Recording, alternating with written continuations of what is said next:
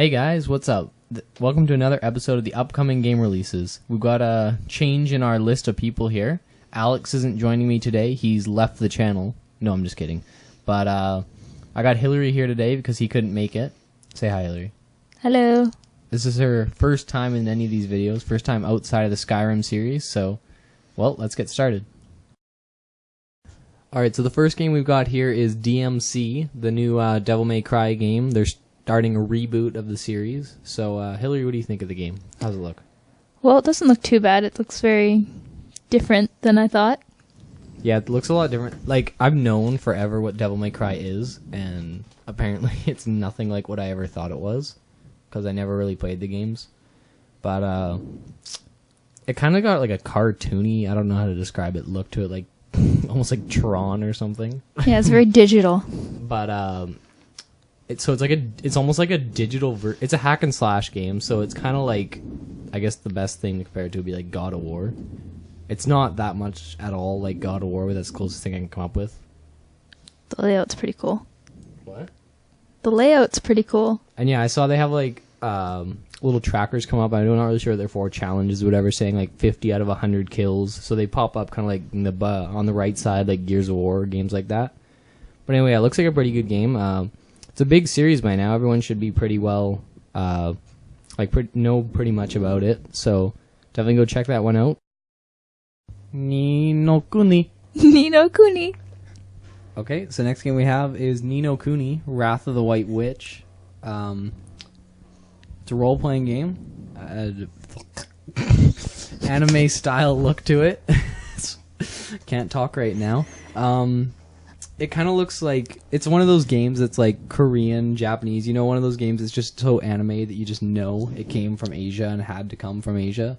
It came out in 2010 to the DS just in Japan, but now they're doing a PS3 version. It's coming to Japan, but also coming to here. So, Hillary, what do you think? Well, I think it reminds me a lot like Zelda. It's very cute and, you know, it's just a young boy and he's helping his... cute. What about that little green pedophile? Tingle. But yeah, it's about, you know, this boy and he's helping his friend who's a girl. And it's adorable. His girlfriend. Little 10-year-old kid gonna get some. But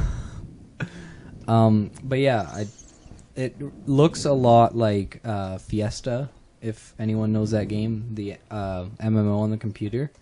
But yeah, it's just that style look, you know, Maple Story, those kind of graphics, Adventure Quest.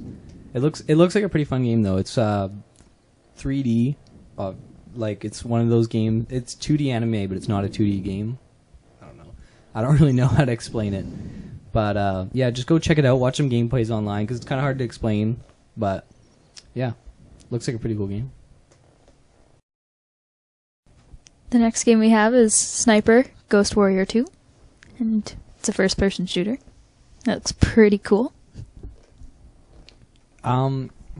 Well, obviously it's a stealth game. Like, you can't just have a straight sniping game and have it be an up-close run-and-gun action shooter, because that's not really what a sniper's for.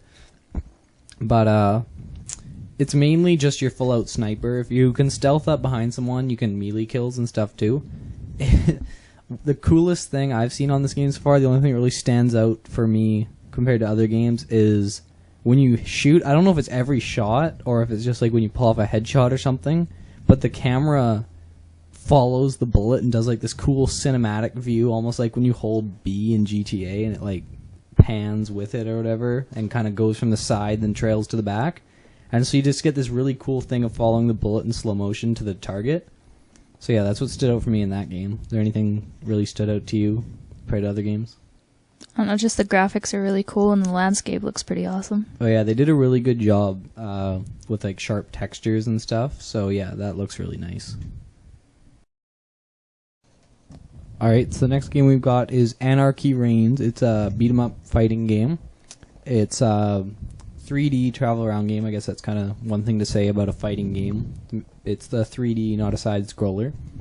To me, in this kind of game, you have to, in a fighting game, you have to have something really cool to stand out, because there's not much difference, like huge differences in how it feels when you play fighting games. Especially, mainly the way it looks. Like, they all look the same, but you don't actually really feel it till you're behind the controller, so it's kind of hard to talk about. But to me, a fighting game to be really good has to have something huge to stand out to be worth buying. And I just don't see anything in this game. It just kind of looks like a normal fighting game. Different, but not necessarily better. So, what do you think? Yeah, it just pretty much looks like any standard beat-em-up game to me. So, it doesn't have that wow factor, nothing that really makes it stand out from anything else. It's got, like, it mixes up. It's not, I don't know. It's not one of those games, at least, where pretty much everyone's stuff the same. Different characters does create a big difference in how you play. It's like Ultimate Alliance, I guess. But I think there's even more of a difference with different characters. Could be worth trying out. For this one, I'd wait and see for feedback. I wouldn't really jump out and pre-order it. I'd wait and see how the reviews, user reviews, critic reviews, just check out how the overall reception of it is. Well, guys, that's all our games for January. I know it's not the biggest month, but I mean, the holidays are over. This is really a bad time for companies to be releasing games, honestly. These are the games that didn't quite make the push before Christmas. It's still better than last month, though. The December had 2 games in our video last month. November and October were the big months. But anyway, so now for our pick of December top game out of the 2 to choose from, we've decided on Far Cry 3. Me and Hillary have both said that.